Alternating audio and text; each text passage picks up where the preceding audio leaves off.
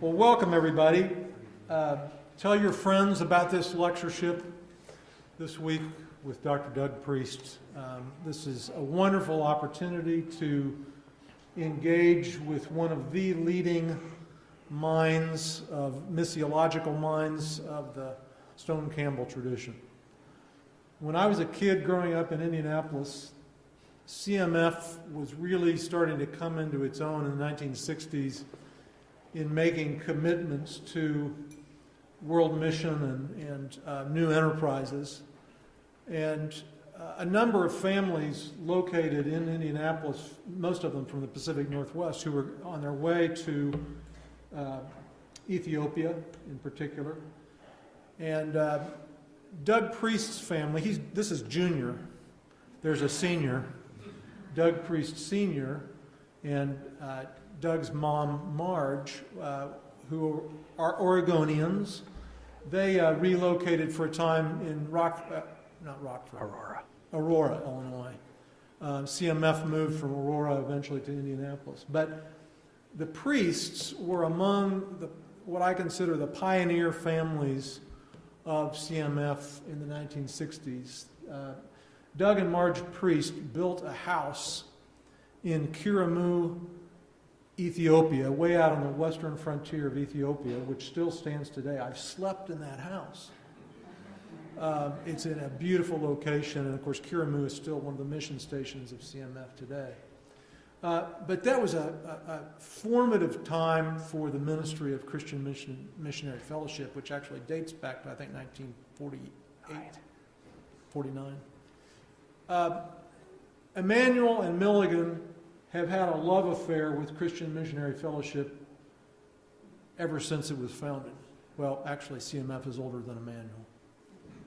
But you all are aware, I'm sure, of all of the graduates of Emmanuel who are involved in CMF, whether in global scope or in missions in various parts of the world. So it's a delight to bring Doug Priest here for this Mission of the Church lectures.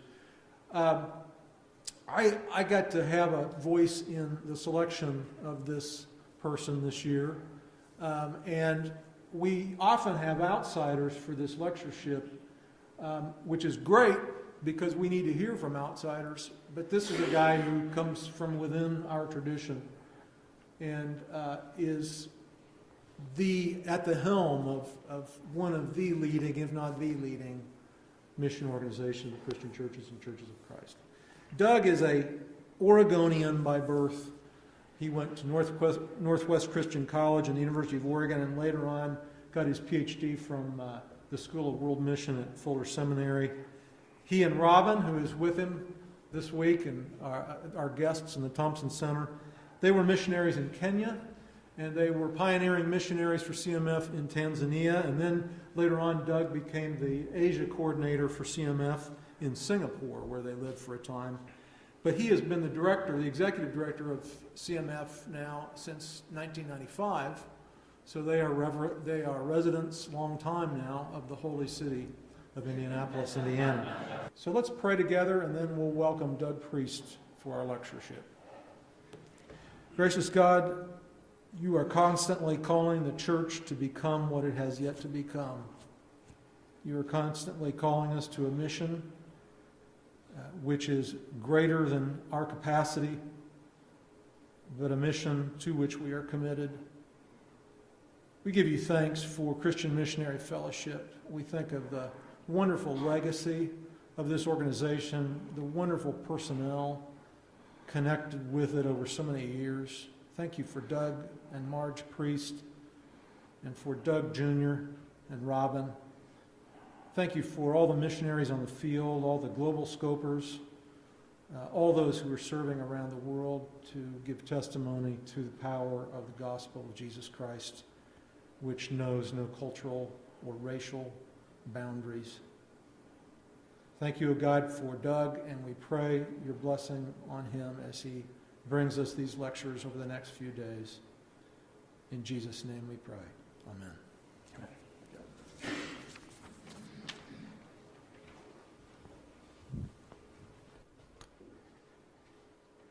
Thank you, Paul. My wife wife and I were missionaries in Kenya and Tanzania from 1978 until 1988. During that time, I recall one group of visitors to Kenya. They would not have seen themselves as missionaries. Rather, they were coming to see what was going on with missionaries they knew personally, as well as to take in some sights along the way. They began in Europe, and they stopped to visit the wonderful game parks in Kenya. They brought us gifts. We took them to a local village. Basically, they were tourists who loved the Lord. While we were in East Africa, Robin's parents visited us on 2 different occasions. A family visit like the ones that you would make at Thanksgiving or Christmas. During those years, we had no visitors who could be called short-term missionaries, though one summer we had an intern who lived with us who came from California. His dad was the minister of missions at one of our supporting churches. And one time, Russ Blowers and Ted Smith and Phil Blowers came to visit Kenya on behalf of their church. They supported the work there, and Russ taught some local evangelists in Kenya. When we all met up in Nairobi, I remember meeting the fastidious Phil Blowers and teasing him. He was enamored with some baskets that came from the Turkana area, and I told him that those baskets were the result of a self-help project we had with lepers. All of a sudden, he was no longer caring about those particular artifacts. I am sure that was politically incorrect. Today, if that would be the case, I would just say to Phil that those people had Hansen's disease.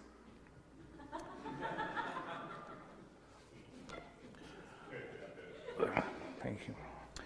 We lived in Singapore from 1990 to 1995. I recall 2 visits from 2 couples from our supporting churches. Again, they weren't there to perform a task, although they probably saw as a part of their visit that they were encouraging their missionaries. We enjoyed their visits. We liked showing them around. We loved their paying for the meals that we were able to eat at the restaurants. Now, before you get the wrong idea, I need to say that Robin and I are friendly people. We're good hosts. We like people.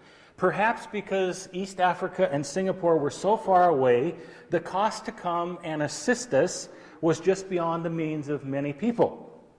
The point I want to make here is that short-term mission experience is a relatively recent phenomena, at least in most churches.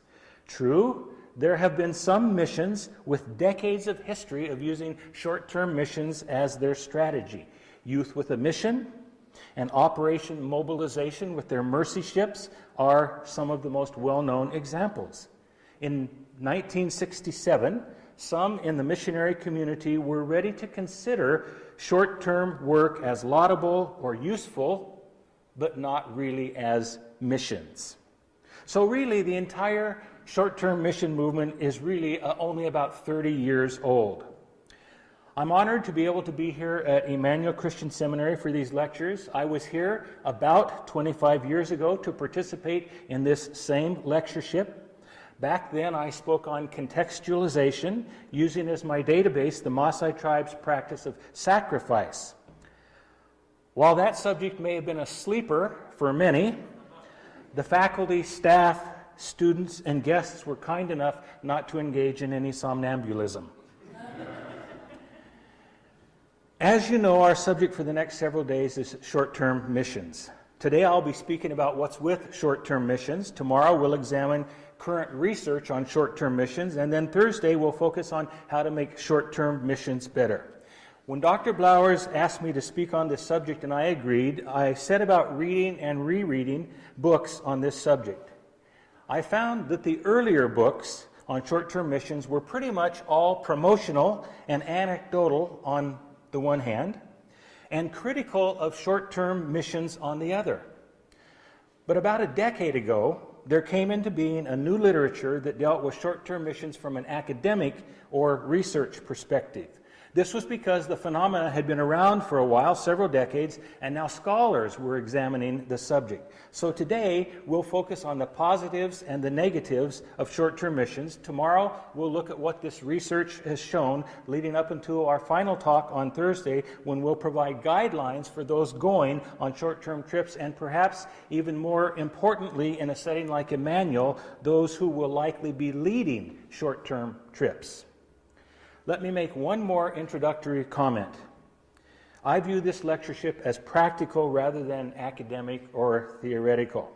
Therefore, since these are oral presentations, I'm not going to attribute all ideas or quotes, because you would get so tired of hearing me referring to others over and over and over again.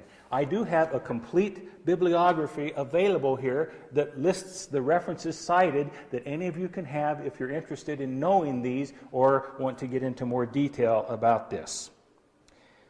Dr. Blowers told me it would be okay to do this, even though it is not very scholarly, and he would definitely blow a gasket if any of his students followed this practice in their coursework. To quote the renowned theologian Charles Barkley, I am not a role model. I'm the son of missionary parents, people who served in Ethiopia and Kenya for 30 years. Our own missionary tenure in Africa and Asia was 17 years. Our mission agency, CMF International, specialized in sending missionaries who would stay on the field for the long term. Truth be told, we used to say things like it wasn't until your second 4-year term on the field that you were able to accomplish something that would be lasting. We also said things about the fly that landed in your soup. If you were a first-term missionary, you threw out your soup. If you were a second-term missionary, you threw out the fly. If you were a third-term missionary, however, you ate the soup and the fly, thanking God for the extra protein. For us at that time, the notion of a short-term missionary would have been an oxymoron. You would be right in saying that we had a chip on our shoulder against those who were not interested in a lifetime of missionary service. Many long-term missionaries were not fans of short-term missionaries. As long as career missionaries had a monopoly on the use of the term missions and a monopoly on the sacred rhetoric and funding apparatus legitimately employed in the support of missions, like prayer newsletters, they were able to retain a career-long material base. But when North American congregations, youth pastors, and individual Christians discovered that activities intended, at least in part, for the spiritual and educational benefit of themselves and their membership could be funded in the name of missions and thus could legitimately draw on the sacred rhetoric and funding apparatus pioneered by career missionaries, they introduced a new form that directly competed for the material support base that they had for themselves. In addition, short-term missionaries live closer to that support base and usually only need one-time gifts, which gives them a competitive advantage. It was only by using the term missions that congregational members were able to approach others for funding in the traditional missionary fundraising model. Missions is the money word. Many Christians in the 1970s defined the missionary as a long-term or career worker in cross-cultural ministry. Others, promoting short-term work, began to work together on recasting the term missionary to include more than career service and tasks of evangelism and church planting. The effort to expand the semantic range of the word missionary suggests that a new agenda was emerging in the mission community. While most agencies and agency leaders still seemingly primarily interested in short-term assignments as a support for long-term work and as a means of recruitment for long-term work, they were beginning to accept, indeed promote, the notion that to call these short-termers missionaries, the definition of that term would need to change. How the times have changed since the 1970s. An issue of the International Bulletin reported that for every single long-term missionary being sent out, long-term being defined as a term of 2 years or longer, 60 short-termers were sent out. 60 to 1. Robert Withrow, professor of sociology and religion at Princeton University, conservatively estimated in 2004 that 1.6 million American Christians participate in missions to other countries at a cost of $1.1 billion. Note that those figures are a decade old and would be substantially higher today. Also note that his statistics are for out-of-country trips and do not include the many national short-term destinations such as the Navajo Nation or the Appalachians or the inner city. Fully 2/3 of current short-term missionaries serve for periods of 2 weeks or less. By 2004, the American church was spending as much on short-term mission trips as long-term missionaries, and even more so today. Just what exactly is short-term missions? Short-term missions involves non-vocational missionary volunteers who do specific tasks for predetermined, limited periods of time, usually in a cross-cultural setting with definite spiritual objectives. Here's a list of the activities of short-term mission trips in order of their priority. First, building, construction, and repair. Second, evangelism and church planting. Third, VBS and children's ministries. Fourth, medical and health care. 6, orphans and orphanages. 7, vision trips and prayer walking. 7, music and worship. 8, education, that is, teaching English. 9, education, teaching other subjects. 10, sports. 11, art and drama. And 12, environmental or social justice.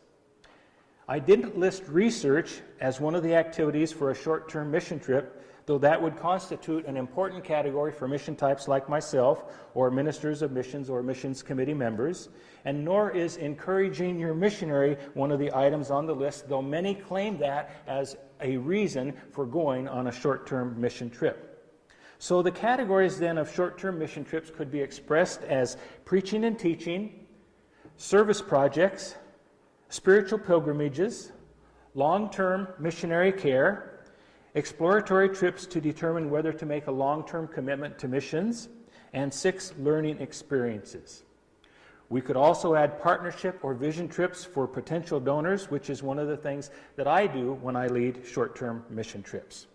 These are seemingly virtuous purposes, but Livermore says it well. Let's be honest. Although with the seemingly noble reasons for going on a short-term mission trip, many of us love the adventure of it all. It's fun to fill up our passports with international stamps. As participants, we try to be subtle about when and how often we should ask the group leader about the plans for the free time on the trip, but we desperately want to know what the plans are for the down times. We're told to make sure that our reports back to the congregation focus on the spiritual things that happened, not just stories about getting sick and learning to speak the language. Since those participating in short-term missions has grown so rapidly, it's important to understand the apologetic or the rationale of short-term missions.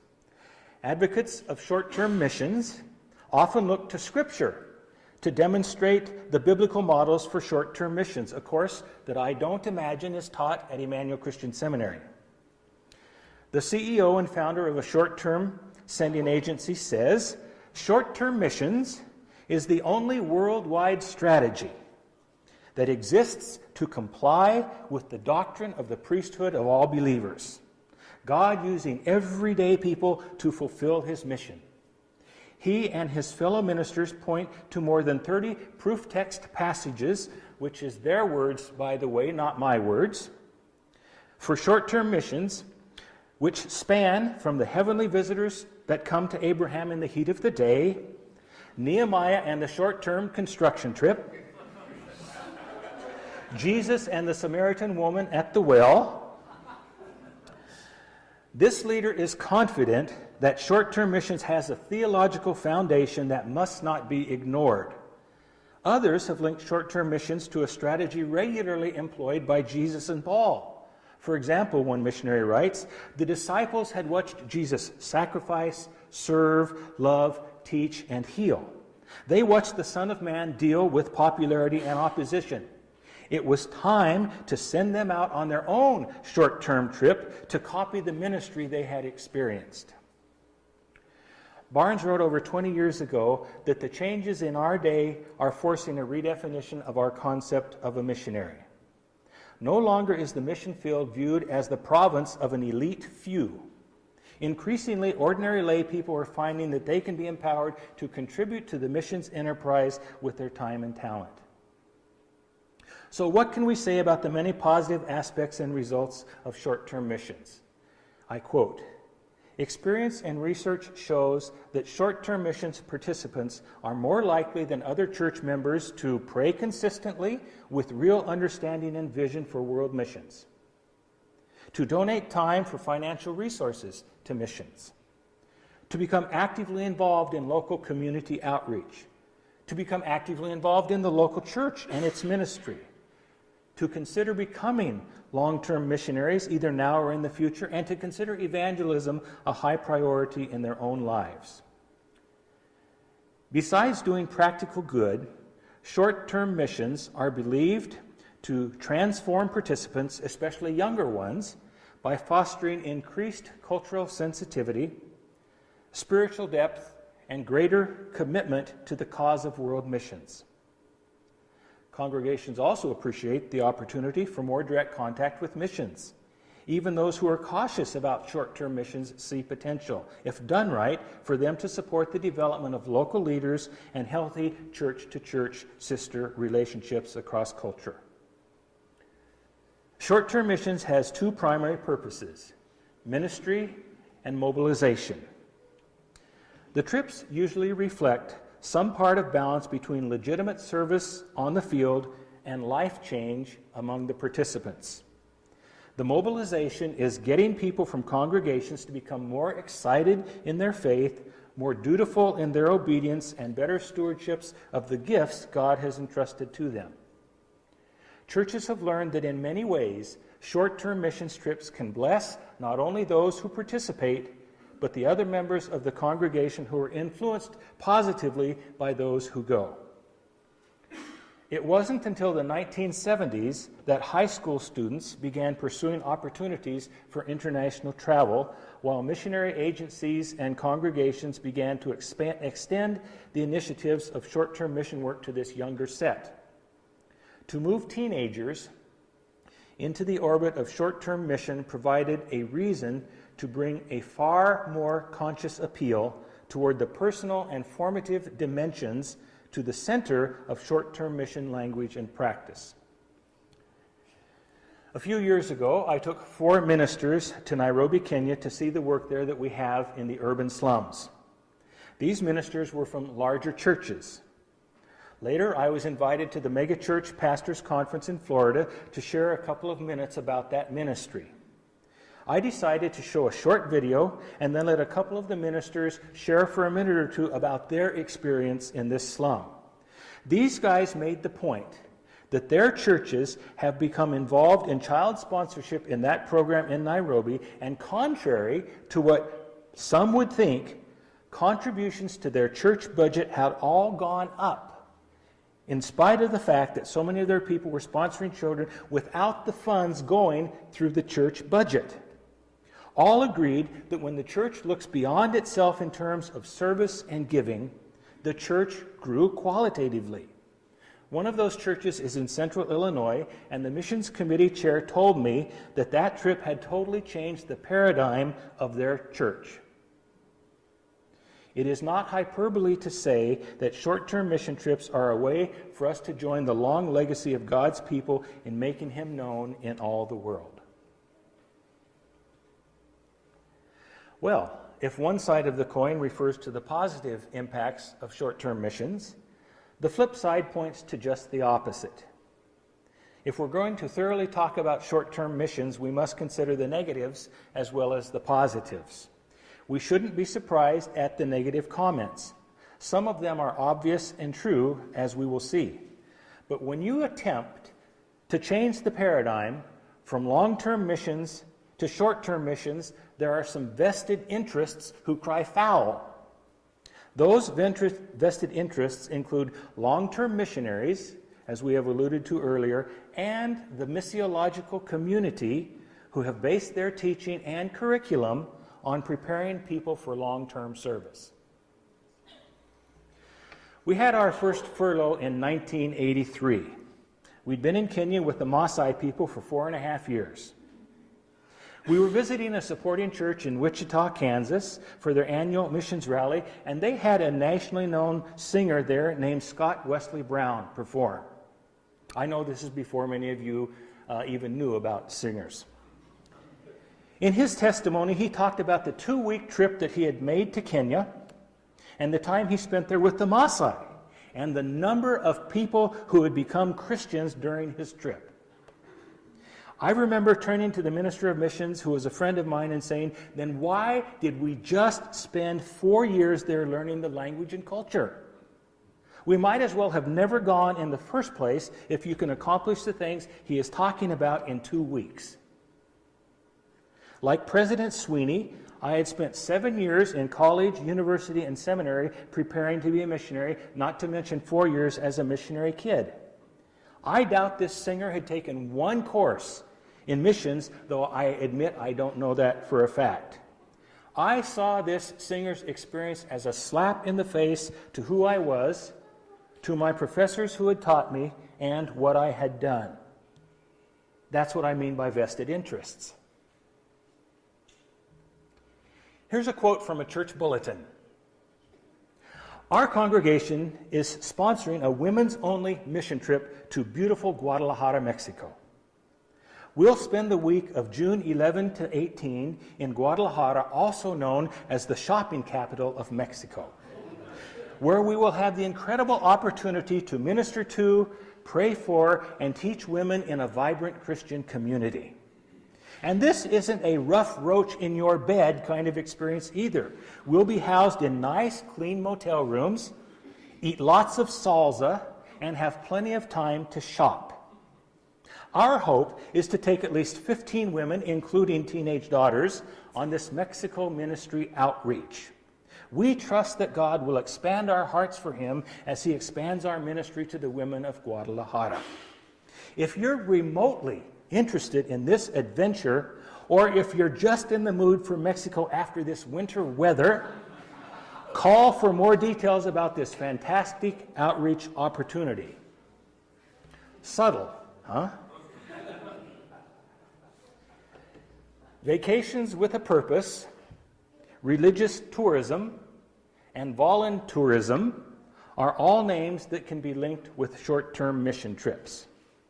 Voluntourism is about enriching the soul through a volunteer vacation. It's about mixing a holiday with work, about giving something back to the needy in the world while learning how people live in other places. Those who study short-term missions have noted a shift in purpose from reaching the lost to pleasing the goers, giving them an experience to remember.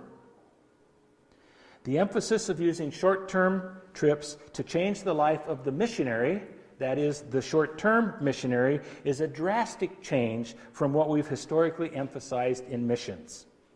Clearly, the goers have always experienced life change as a result of engaging in missions. However, investing billions of dollars in mission work that is mainly focused on the transformation of the short-term missionary is a radical shift from the missions movement throughout church history. Most mission paradigms throughout the ages have called for long-term sacrifice for the sake of others. For the first time in missions history, missions is less about to whom we go than it is about those who go.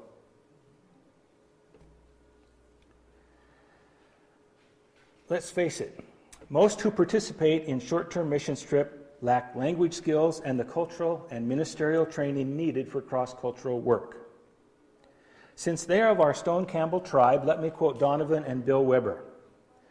The main critique of missiologists is that even a basic understanding of cross-cultural work is absent from the work of many short-term mission practitioners.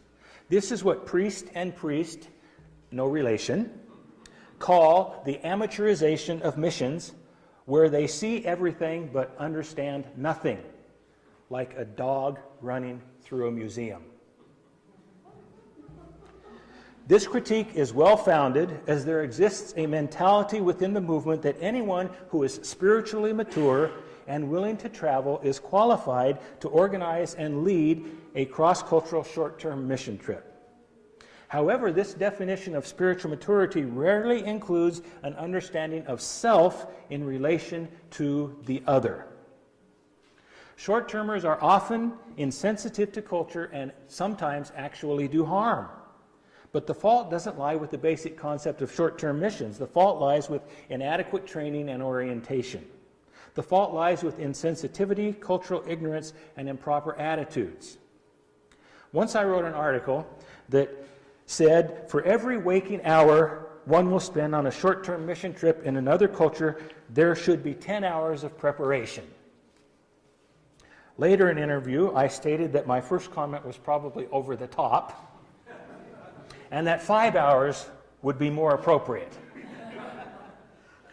Unfortunately, for far too many, it is 1 hour of preparation for every 5 to 10 waking hours on the field.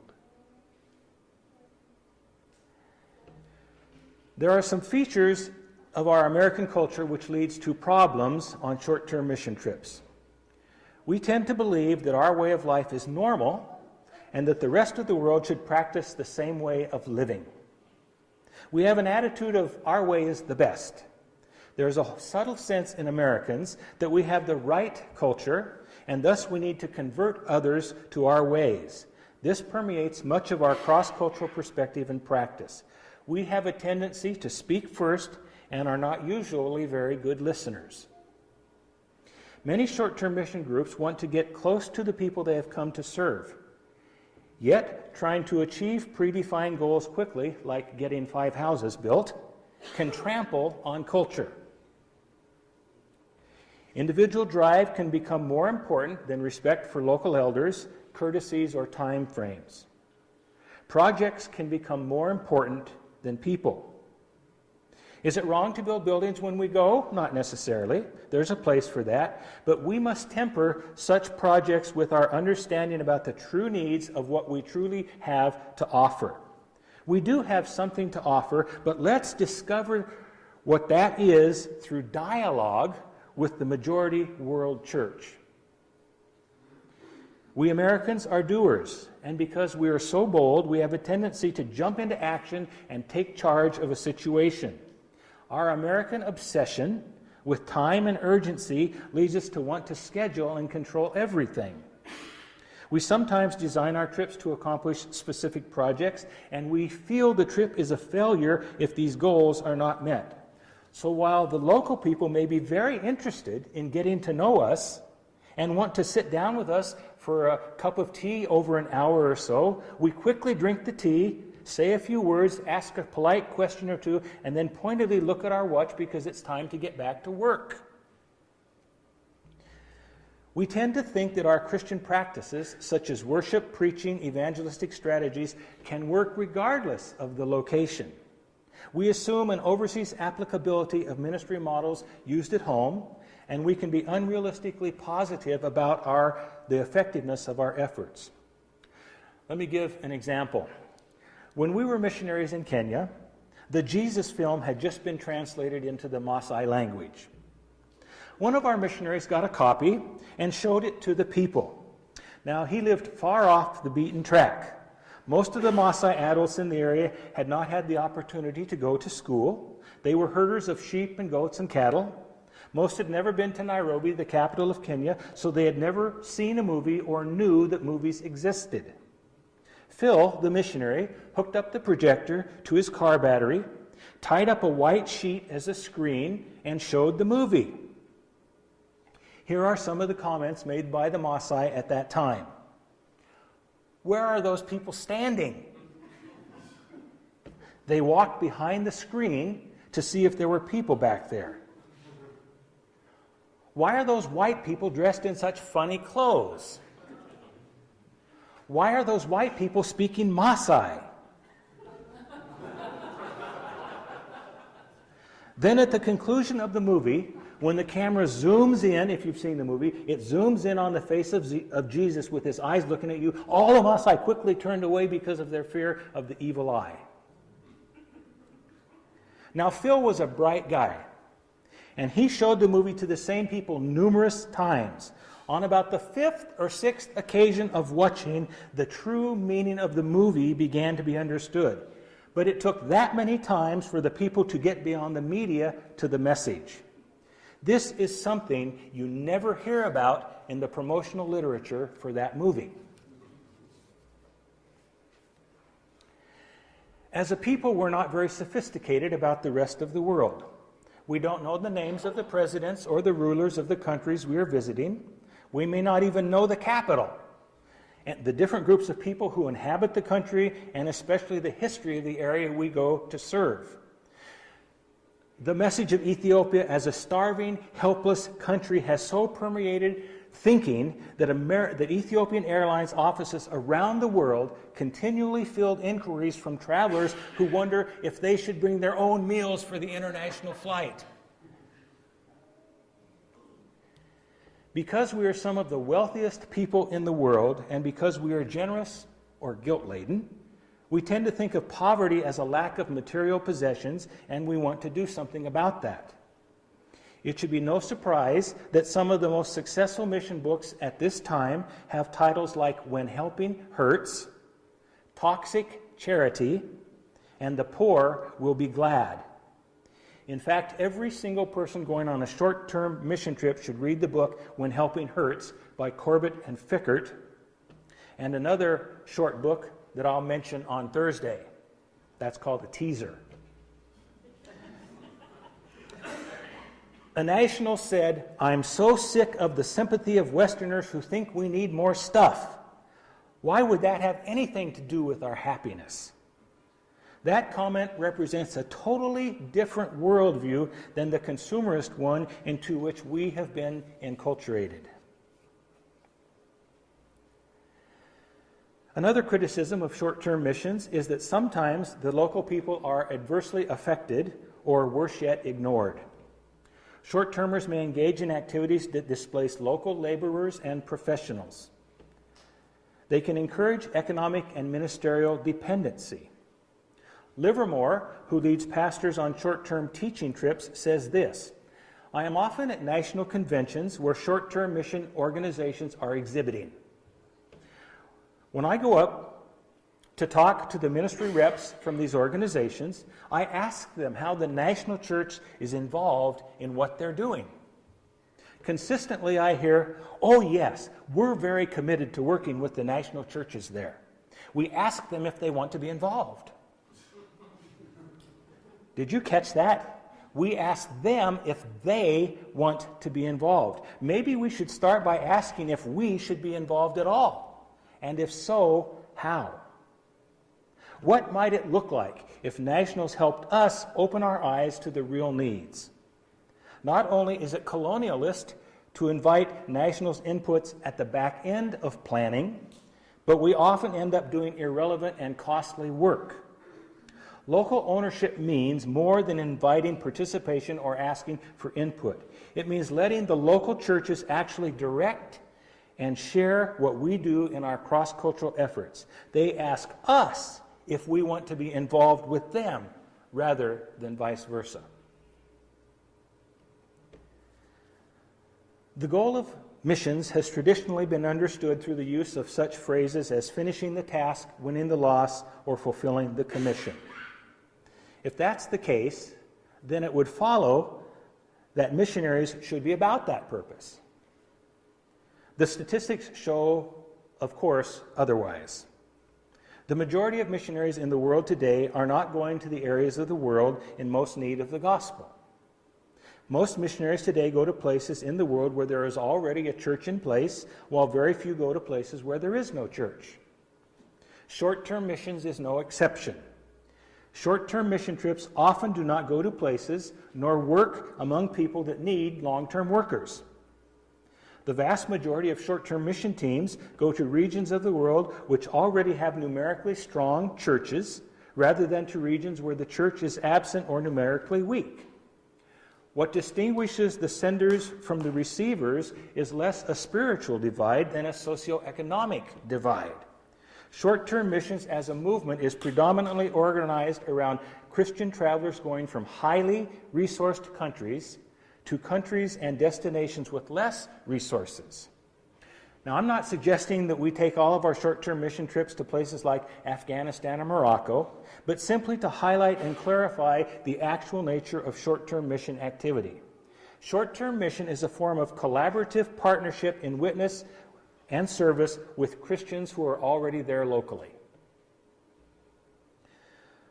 The criticisms against short-term missions led a coalition of organizations that sponsor short-term work, such as Campus Crusade for Christ, YWAM, InterVarsity, and the Southern Baptist Convention, to develop a set of standards of excellence in short-term mission. This is a 24-page document listing 7 standards with appropriate commentary on each standard. I will share the 7 standards in our Thursday session. I leave for the conclusion of this section an important thought from Livermore, who wrote, "The biggest problems in short-term missions are not technical or administrative. The biggest challenges lie in communication, misunderstanding, and personality conflict. Poor leadership, bad teamwork. All too often we respond to these challenges by attempting to change surface-level behaviors rather than getting at the assumptions and convictions behind our behaviors. These are the human sides of problems that are not necessarily the effect of being in another culture, even for a short term." This morning, we have given some introductory comments on short-term missions. We've tried to highlight statistics and definitions. We've examined the positives and negatives of short-term missions. Tomorrow, we'll be looking at the corpus of research that has come out about short-term missions over the past decade. And then on Thursday, we'll speak to the subjects of making the most of short-term mission trips. What remains today are a few comments on the future of short-term missions. When short-term missions became the rage about 25 years ago, I was serving as the Asia coordinator for CMF International living in Singapore. On my annual visits to the CMF office in Indianapolis in the early 90s, I kept hearing from our staff about how short-term missions was growing in popularity, could possibly be a threat to the way that we did missions as an agency, and other dire predictions. I recall saying to Naoma Coons, our director of services at the time, that like many other fads, this one would probably grow, plateau, and then decline. I reasoned that many church people would avail themselves of a trip, and then they would check that off their list of cool things to do. I boldly predicted that in 10 or 15 years, the people would have gone on the trips, they would have seen the fields, they would have raised and spent their money, and eventually the popularity of short-term trips would rapidly decline. Well, it is obvious that I am no prophet or even a king, though I do lay some claim to being a priest. Most mission agencies place emphasis on lifetime or vocational commitment rather than on short-term service. But today, young people are generally unwilling to sign on for long terms, especially when the needs are nebulously defined. Missionary service is often such an unknown that recruits have little basis for predicting success. Long-term commitment is simply too big a gamble. My personal prognosis was way off. I neglected to take into account that those who were in preschool or elementary school, and even those yet to be born at the time, would also want to go on their own short-term mission trips. And I most definitely neglected to see that short-term trips were not only for youth, but would eventually encompass all age groups. Last year, my good friend Barbara Cook, wife of the former Charles Cook, who is now in her 80s, made a short-term trip with her church to Mexico City, and she had a wonderful time and meaningful experience. I received calls at our office asking us if we were able to host short-term family trips because the parents want their children to accompany them and experience life and ministry in another culture. Unless there is an economic setback in our country akin to the Great Depression, such that our disposable income is severely limited, or unless World War III breaks out, I believe short-term missions will continue with the same level of popularity as is being shown today and maybe become even more popular.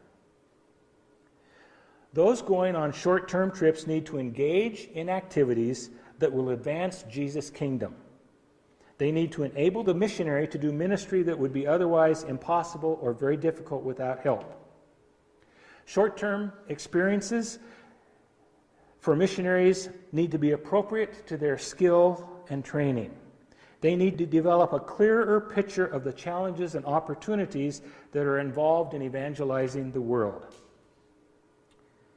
Since short-term missions are here to stay, we as leaders must be willing to ask questions about how short-term missions can best serve the cause of global advancement of Christ's kingdom, and not just the experiential advancement of Christians who are wealthy enough to participate in global adventures. We need to be prepared to address the emotional, spiritual, and cultural issues that arise as short-termers return to their country of origin and process the experiences that they have had abroad. I leave you with this question. Are there ways in which short-term mission travel can be managed so that it broadens the spiritual and cultural horizons of participants while also improving the quality of human and earth communities? That is what we will explore in the next couple of sessions.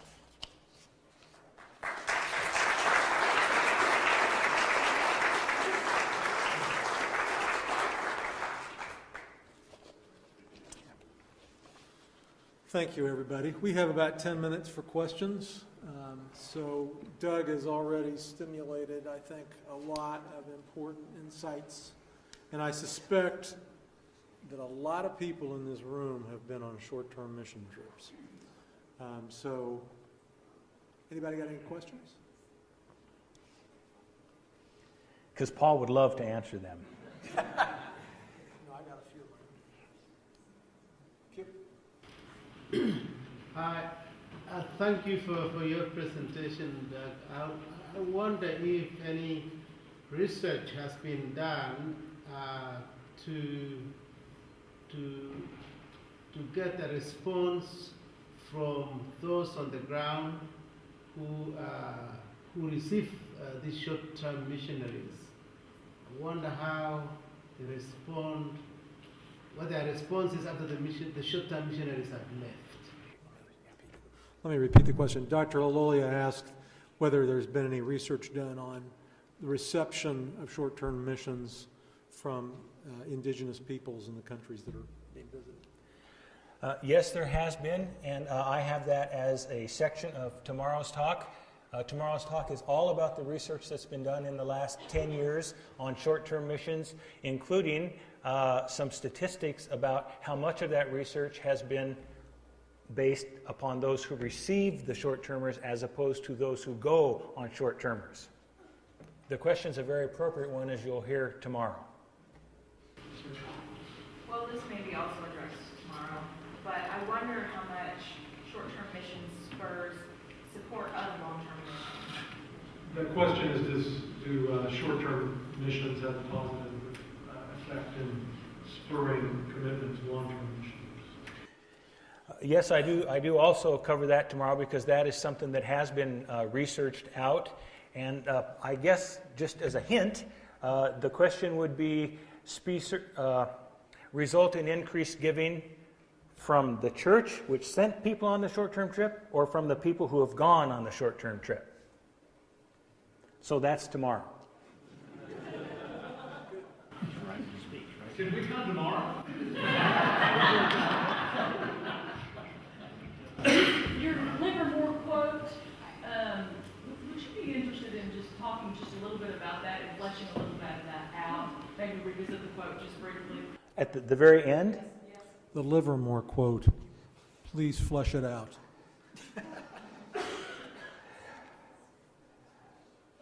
I hate to say it, but this is Thursday's lecture. I do hate to say it because it is, but the quote was, "Are there ways in which short-term mission travel can be managed so that it broadens the spiritual and cultural horizons of participants while also improving the quality of human and earth communities?"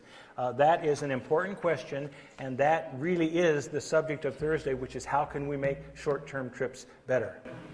One of the overlaps that I see as a chaplain is when students are interested or involved in their training in theological education, they really go on short-term missions. When they participate in clinicals, when they participate in CPE, when they do internships, when they do field-based education.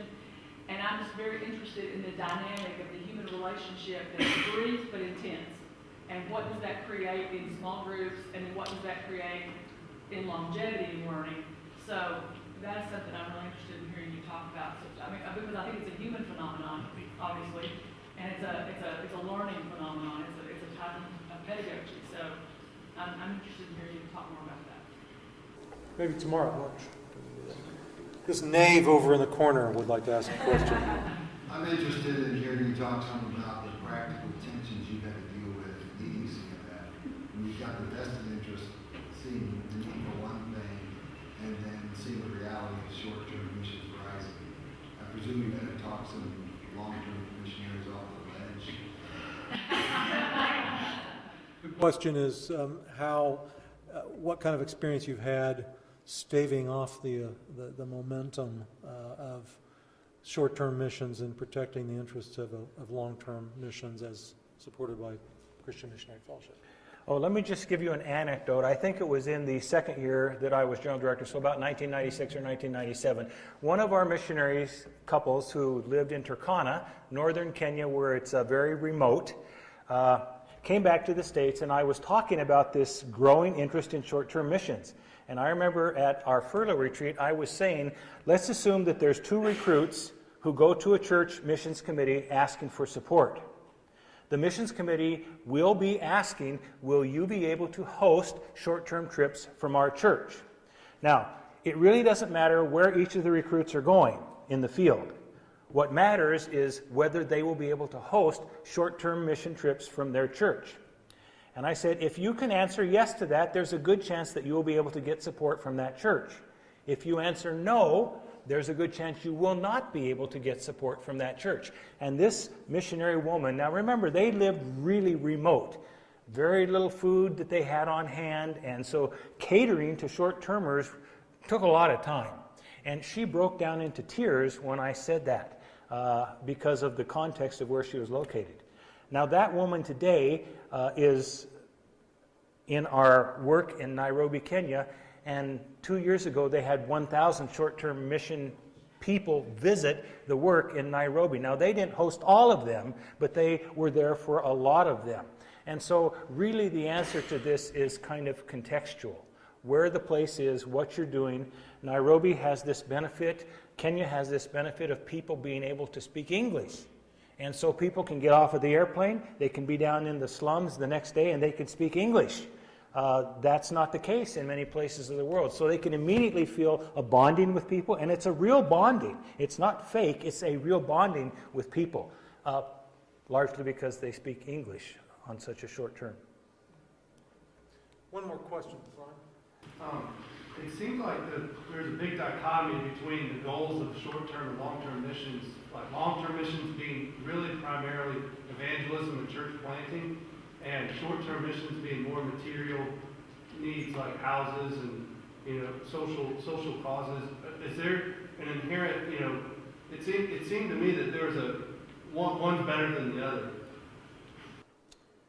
The question has to do with whether short-term missions and long-term missions have different orientations, the former more toward physical needs and so on, the latter toward evangelism and church planting. In the list of priorities of short-term mission trips, the first one was building and construction type things, but the second one was evangelism and church planting. That's the second highest priority in going on short-term mission trips. Of course, you have to examine whether that's possible, whether either of those are possible to be accomplished in a 2 or 3 week trip. And if so, if you're going to an area where there are not English speakers, can you evangelize with an interpreter?